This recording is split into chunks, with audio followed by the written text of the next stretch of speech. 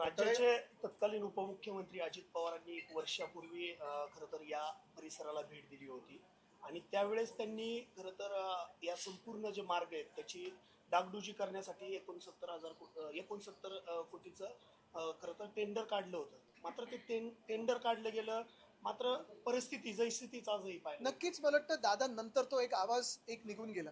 अर्थात त्यांचं बारकाईने लक्ष असायचं, त्यांचं फिनिशिंगवर पण लक्ष असायचं. पण आत्ताची जी परिस्थिती आहे, मला वाटतं जे मुख्यमंत्री आहेत त्यांचं लक्ष कुठे? जे स्वतःला इन्फ्रामॅन बोलतात, इंडस्ट्री मॅन बोलतात, ते कोणासाठी करतात? नुसतं स्वतःच्या जवळच्या लोकांसाठी करणार का तुम्ही?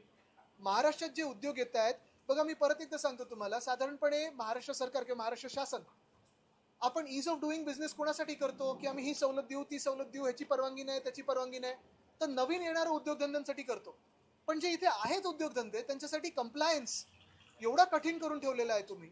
जर आज तुम्ही हा जे उद्योजक आहेत त्यांच्या प्लॉटमध्ये गेलात आणि एखादी गोष्ट इकडची तिकडे असेल तर लगेच त्यांच्यावर चौकशी लावली जाते, फाईन मारलं जातं, ETP लावलं की नाही, बॉयलर आहे की नाही, अमुक आहे की नाही, आणि ते करायलाच पाहिजे, ते कडक कायदे असायलाच पाहिजेत. पण त्यांच्या प्लॉटच्या बाहेर जेव्हा रस्त्याच्या खड्ड्यांमध्ये भोक आहेत, कचरा आहे, ते कोण थांबवणार आहे? त्याच्यासाठी तुम्ही कोणाला जबाबदार पकडताय? सत्ताधाऱ्यांकडे सुरुवात केली. जो तळेगाव शिक्रापूर रस्ता आहे त्याच्यासाठी 59 कोटी रुपये मंजूर झाले. त्याचे प्रमाण सुद्धा त्या ठिकाणी निघाले आहे. मात्र प्रत्यक्षात त्याच्यावरती 5 कोटी रुपयाचं सुद्धा काम झालेलं आहे. आता 5 कोटीचं काम झाले की नाही झाले, एलिव्हेटेड रोड, उद्या मी तुम्हाला सांगतो ना, उद्या उद्योग मंत्री येतील, मोठ्या मोठ्या घोषणा करतील, आम्ही असा हायवे करू, इथून बोगदा करू, वरतून त्यांचे गँग लीडर आहेत ते तसेच करतात मिंदे. पण हे किती वर्षात होणार? आता पण मी बघत होतो तो रिंग रोड, तो होईपर्यंत खालच्या खड्ड्यांचं काय? 59 कोटी रुपये त्यासाठी मंजूर झाले. स्थानिक आमदार त्या ठिकाणी लक्षात आले. मला वाटतं परत एकदा मी तुम्हाला सांगतो, जे काही पैसे मंजूर होतील पुढे मागे, आत्ताची परिस्थिती आहे त्याचं काय? 2047 विकसित भारत होऊ आपण, पण आत्ताच्या शाळेंमध्ये आपण परिस्थिती पाहतो त्याचं काय? आत्ता जे रस्त्यांमध्ये रस्ते नाहीच आहेत, खड्डेच आहेत, त्याचं काय?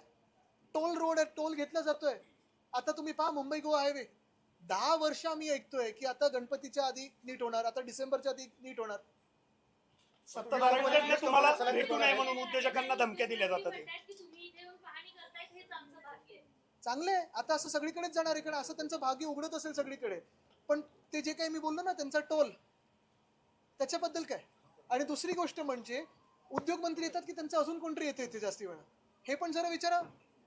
पण मुख्य गोष्ट, मी परत एकदा, मला याच्यात पर्सनल गोष्टीमध्ये जायचं नाहीये.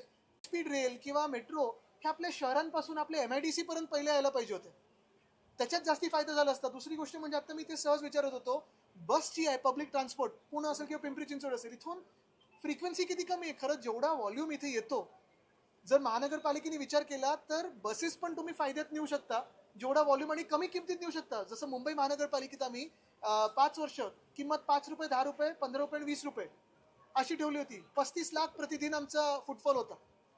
ह्या सरकारने बदललं आणि फुटफॉल कमी झाला. तुम्ही मुंबई कोण कोण?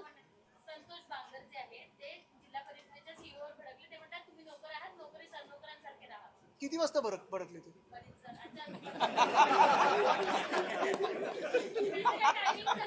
खूप जवळून पाहिलेलं. टाइम टेबल थोडं बिघडलं की आता बघा तुम्ही, आता काय मूड आहे? ओबीसी शिवाय जनगणना होते 40% प्रश्न, मात्र त्यात ओबीसीचा कॉलमच नाहीये. मला वाटतं आपण हा जसा विषय तसा इव्हन SIRचा पण विषय तेवढाच महत्वाचा आहे. जनगणनेचा आहे, घरगणनेचा आहे आणि SIR पण आहे. SIR मध्ये अनेक लोकांच्या घरी BLO गेले नाहीयेत, हे देखील तेवढंच सत्य आहे जेवढं दुसरं सत्य हे आहे की BLO वर पण अधिकचं प्रेशर टाकलेलं आहे या सरकारने. मला वाटतं मी परत सगळे काय खूप विषय आहेत, पण मी परत एकदा तुम्हाला MIDCच्या विषयावर आणीन, कारण आजचा विषय हा खूप गंभीर आहे. 20 कंपन्या इथून निघून जाणं, 4000 ते 5000 जॉब्स इथून निघून जाणं, तेवढेच अँसिलरी जॉब्स निघून जाणं, हे महाराष्ट्रासाठी आणि महाराष्ट्राच्या तरुणाईसाठी खूप मोठी धोक्याची घंटा आहे. आपण पाहिलं असेल या शासनाच्या माध्यमातून घोषणा अनेक होत आहेत, पण अंमलबजावणी नाही आणि सत्य परिस्थिती खूप वेगळी. तोडाफोडीच्या राजकारणामध्ये महाराष्ट्रात विकास हरवलाय का? नक्कीच, कारण सगळा निधी हा तोडाफोडीमध्ये चाललाय. मंत्रालयातील ध्वजारोहण कार्यक्रमासाठी म्हणून सांगतात आणि अनेकांवर उपचार करतायत किंवा त्यांच्या समस्या सोडवण्याचा प्रयत्न करतायत. एका कोण हे मुख्यमंत्री? नाही, पुण्यातले अच्छा. काही आध्यात्मिक गुरु मानणारे सगळे महाराष्ट्र लोक आहेत. ते लोक सोशल मीडियावर वेगवेगळे व्हिडिओ प्रसारित करतायत.